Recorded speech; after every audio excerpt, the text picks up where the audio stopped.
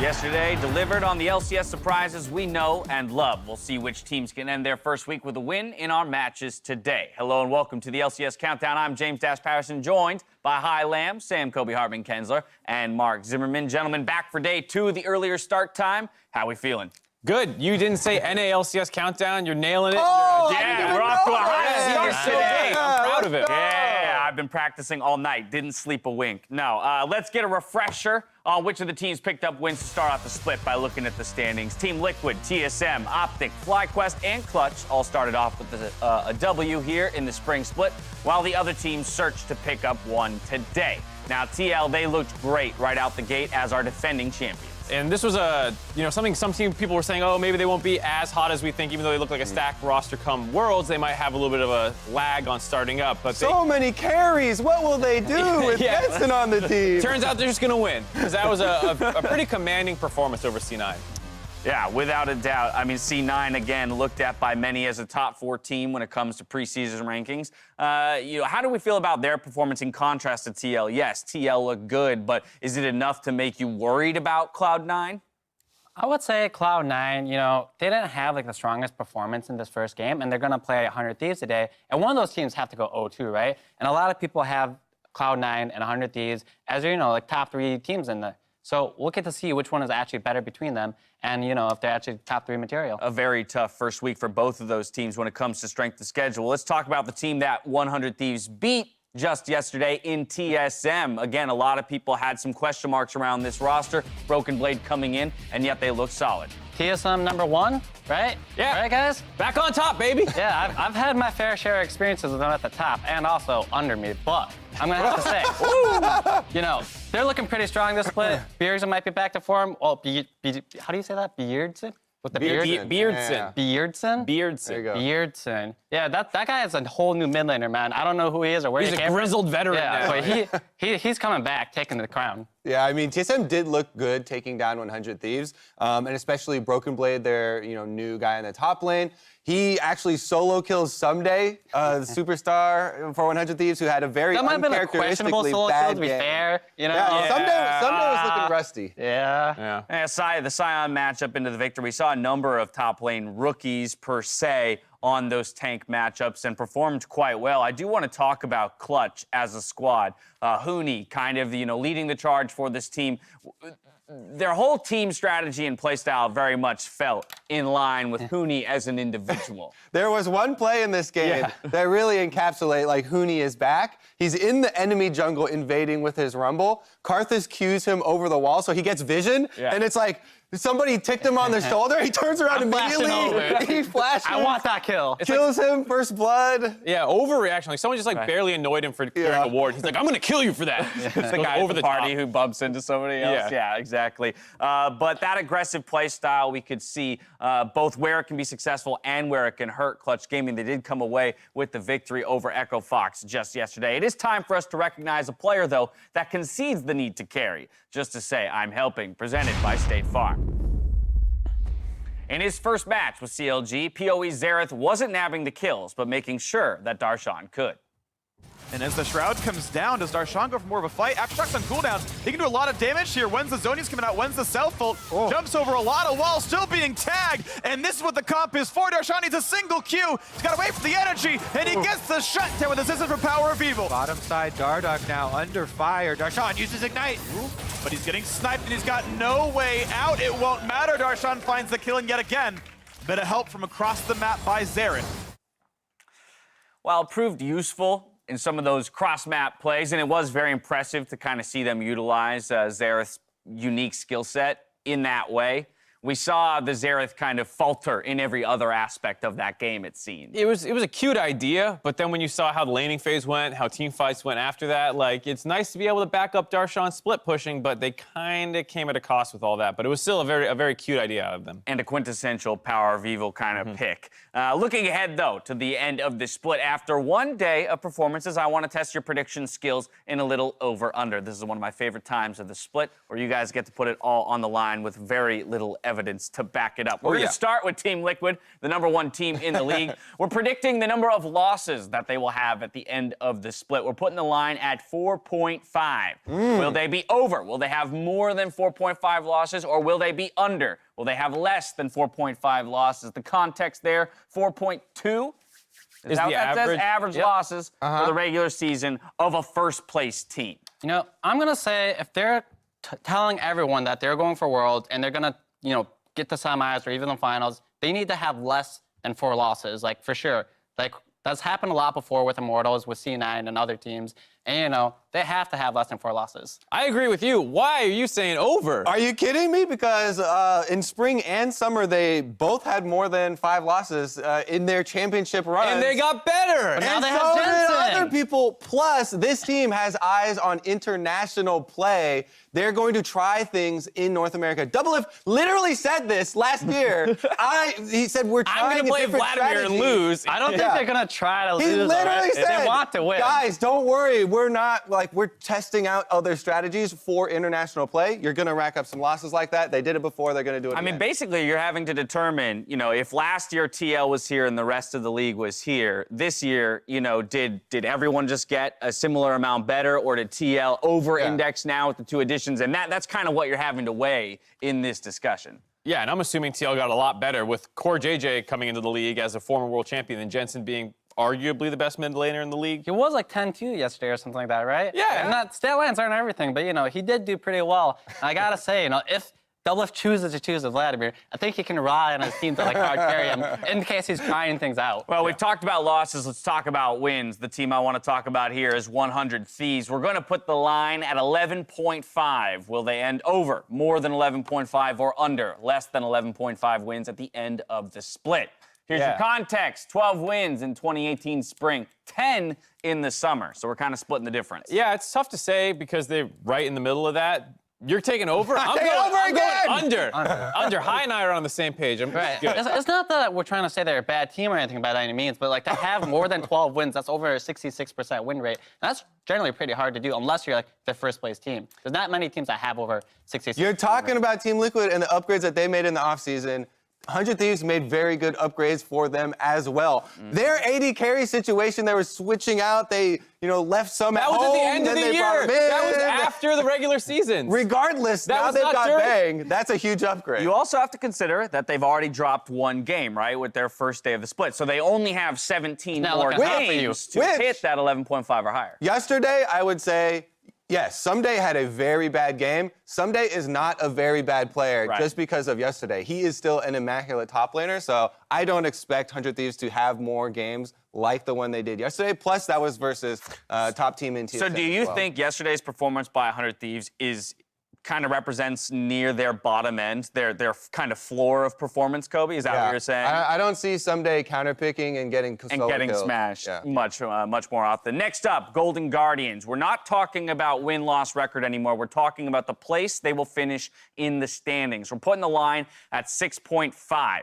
So over means 7 through 10. Right. Because they're larger Literally a numbers. higher Which would be number. worse. Literally a higher number, but a worse finish.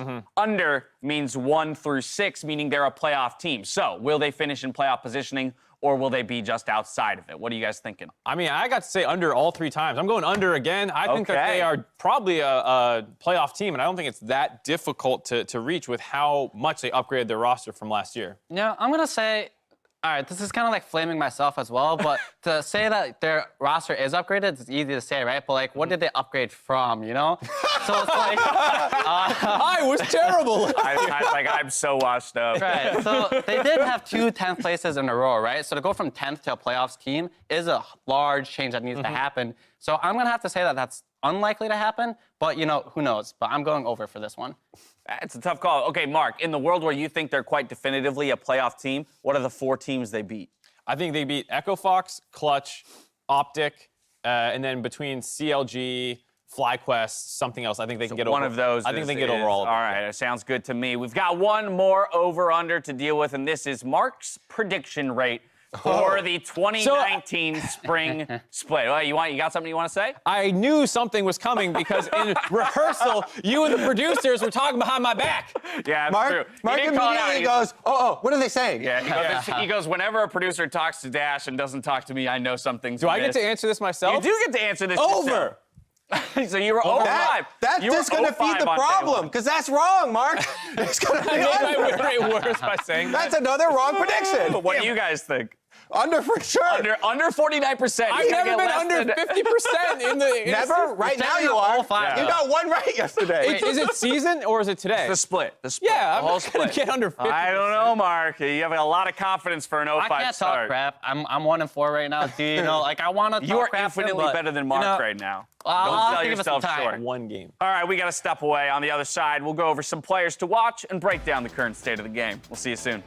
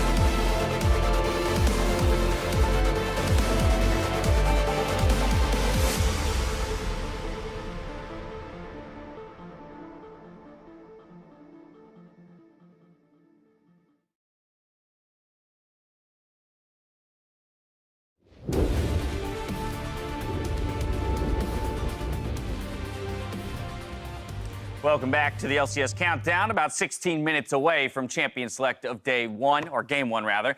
Day 1 under our belts. Let's go ahead and take a look at who caught our eyes with our players to watch. For Week 1 of the LCS, they are TSM's Broken Blade, Optic's Crown, Echo Fox's Rush, and 100 Thieves Bang. Let's kick it off with TSM's Broken Blade. And all the players on TSM had a pretty good opening here, but Broken Blade was the guy that most people had their eyes on. You know, he's coming over from Turkey, the TCL, and his highlight package involved a lot of Aurelia, Akali, you know, things solo killing other people, Yasuo, yet in the game number 1, he answers the question, I can play tanks, he plays San, he solo kills Someday. Admittedly, Someday was having a bad game, but he also had good team plays. I think that was key. He had a teleport down to the dragon that won them the early dragon fight and really got the team going.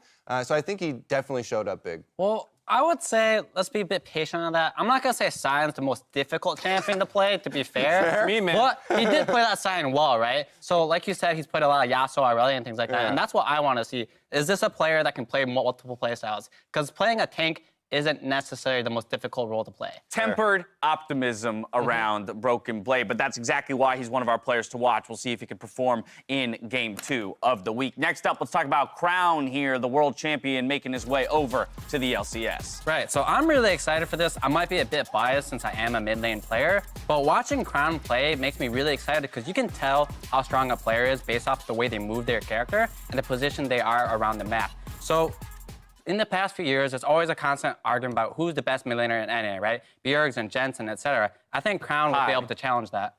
Yeah. Yeah, come on, man. Yeah. If we're going back, to 2013, He looked at me like I was an idiot. Why would you say that? 2013, 2014, I'll make that argument. All right, fair but, enough. times have changed. It's 2019 Yeah, now. that game did really make me pretty happy, though, because we were so used to kind of at international play, a little bit depressed Crown, Malzahar duty, not doing a whole lot, you're just trying to clear minions. But he was roaming around, getting a lot of, stuff done He's for got the juke boots, Winning man. a counter matchup feels good, man. Let's talk about Rush. Returning to the LCS. This is a very exciting player. Poor performance yesterday. Right, you're either on this list because you have, 5+ kills or 5+ deaths. He's in here for the 5+ deaths category, and it's, it was one thing to see him get killed by Huni off a great play, and some of those initial deaths, you can kind of say, okay, that would happen to anyone. But then some of the plays he went for were very questionable, ganks that were never going to work out, flanking on Karthus from behind where he doesn't have any actual threat by himself to go in and flash onto a backline, and never being in a position to really follow up with his team. So as someone who was the big name signing, I want to see more out of him, and part of it is the Karthus pick, so hopefully we see a return to playmaker for him today. I'm going to say in his defense, it is very hard to play Karthus into Camille Galio. You can't really do that much in his defense, but I would like to see him play something different. Yeah, exactly. Maybe we'll see him on one of his more signature picks this time around. Finally, let's talk about 100 Thieves Bank, also suffering a loss in his first outing, but it seemed like a situation where it would be hard for an AD carry to do much of anything based on the rest of the map state. Right, so he has so many different titles under his belt, right? MSI, World, LCK champion. So when he's coming here to America, we can't just have him go ahead and lane or something. He has to really show that he's a top 3 world-class AD carry to actually cement his legacy here. He didn't have much of a showing yesterday, and in his defense, the team wasn't really there for him to do that. So I want to see him do more than what he's doing. Fair enough. I mean, marksman role I think is really important about this setup, and like you said, they had a pretty rough start. Yeah, very much so. Today, their job doesn't get much easier, of course, as they face off against Cloud9. We're not the only ones hyped after day 1, though. Some of the fans here today shared their thoughts on the season start. I am the most excited to see 100 Thieves go to Worlds because honestly, the new teams and everything, I'm so ready. The new TSM top laner, Broken Blade, he did really well against Someday yesterday. I don't want to be harsh or anything, but I saw some sick plays from Jensen. I felt like if that was Povelter, that would have flopped a bit. I'm most excited to watch FlyQuest, dude. FlyQuest, oh my god, they're all former Immortals players, and dude, I miss that team so much. Oh, the Optic Academy team, definitely. That was insane. I really didn't expect them to do that good. That synergy that they had, it was actually amazing. But, for them to beat TLG like that, I was like, that's what I really want to see. Stuff like that really caught my attention. I was like, wow, that's pretty cool. Fans as pumped as we are to see their teams play today, but now I want to take stock of the state of the game. Let's remember that there are quite a bit of time passing between World's completion and season start, and with that, a number of changes to the game. Most notably, turret plates, bounties, Drake changes, and minion changes. Seems like the pace of the game is really increasing. Gold, gold, gold, Lots James, of gold! everywhere. We're getting gold. Gold rush.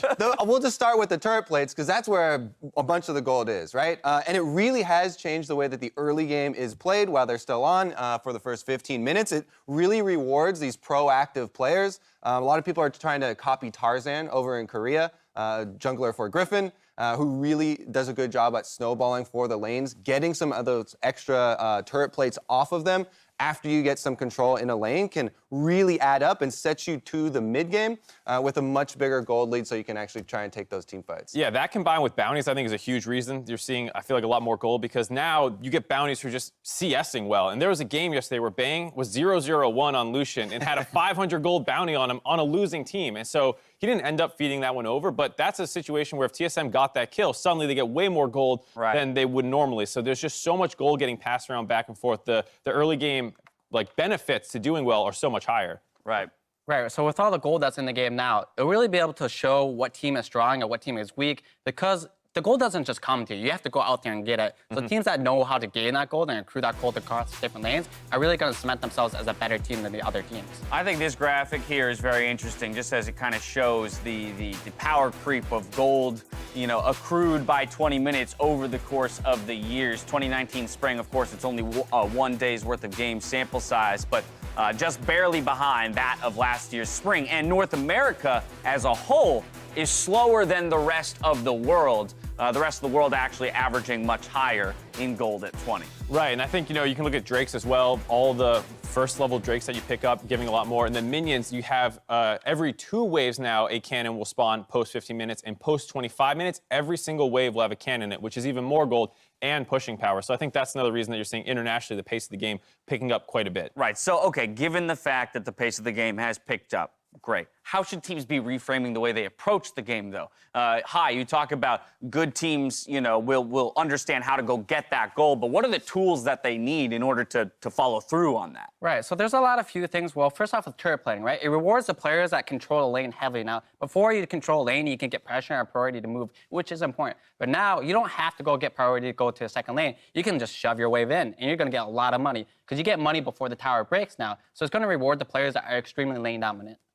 Thoughts for the rest of you guys? I would say just don't over-focus on lane. We saw some teams take 0 CC comps and then get punished once the turret plating drops. So make sure you still build real team comps. Right, can come back to bite you if you over-index into one thing too much. Time for us to take a breather. When we return, we break down and predict the outcome for Optic versus FlyQuest. So don't go anywhere.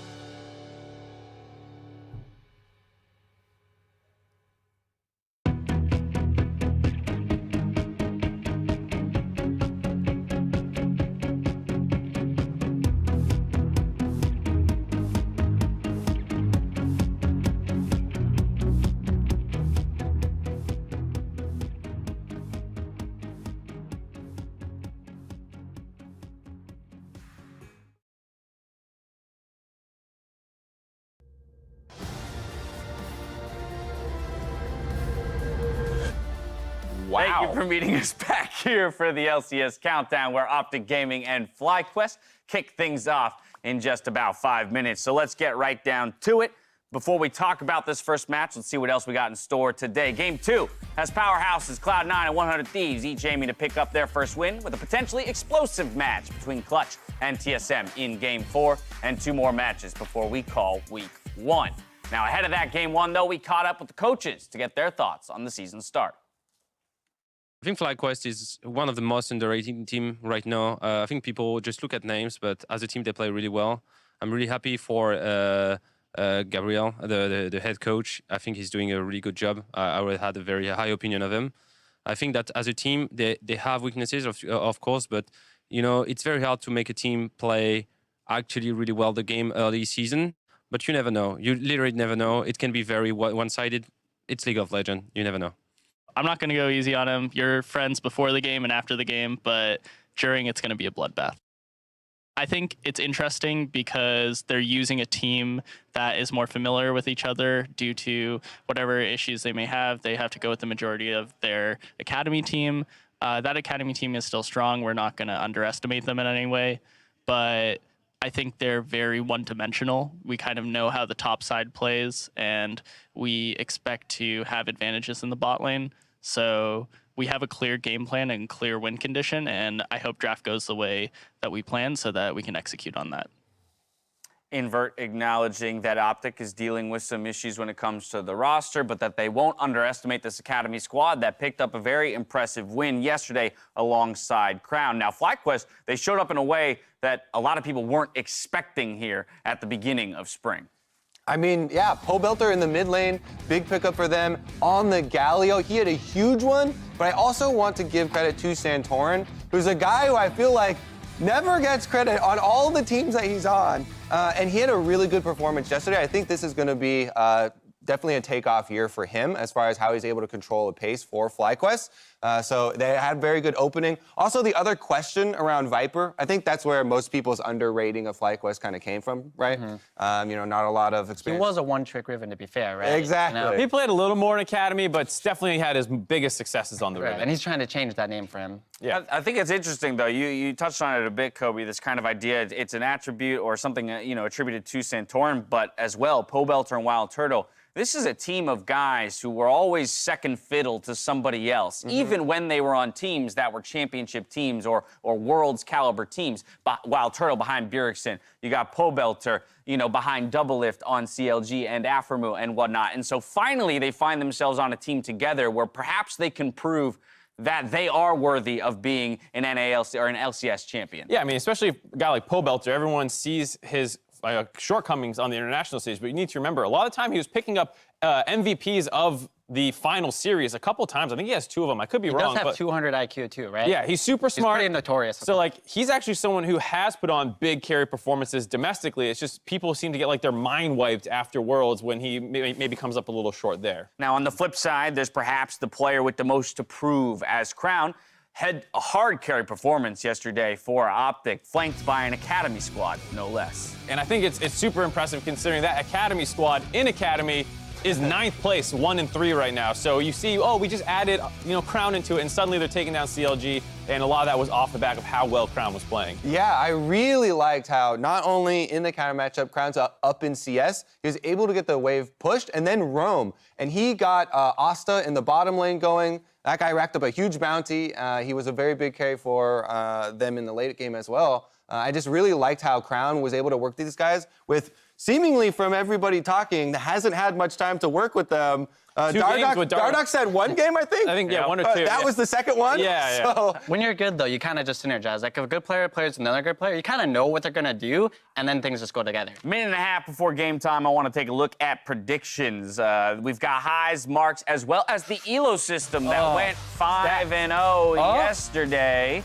So stats actually aligned. So I didn't know I was copying stats. I didn't know I was copying stats. You did not know. I did not know. These are my own. So, Hi, you're the only person wait, you copied me. who voted differently stats. on anything, and it comes in that 5th game of the day, Equifox versus Golden Guardians. Why is it that you think Equifox is going to take that victory? All right, sometimes predictions aren't necessarily based off any stat or merit, maybe sometimes towards bias. I may have a bias towards Rush, you know, so I'm going to have to say I want him to pop off. Rush is going to come out He angry said Golden today Guardians is not making playoffs, so he has to say they lose. That's I true. have to support my friend boy, the kind boy. Some thoughts from the analysts. They all align for the first 4 games of the day. It's time for us to send it over to the arena to get into game 1. No collusion. That's making me nervous. Thank you very much, Dash. Ladies and gentlemen, welcome. Here we are about to jump into game number 1 of the day. We got some very exciting games yesterday, so hopefully today continues that action. Yeah, I'm looking forward to it. And, you know, these are 2 teams, both won their games yesterday. Not a lot of people thought that they were going to be coming out on top yesterday. And now, even more to prove today, right? Can they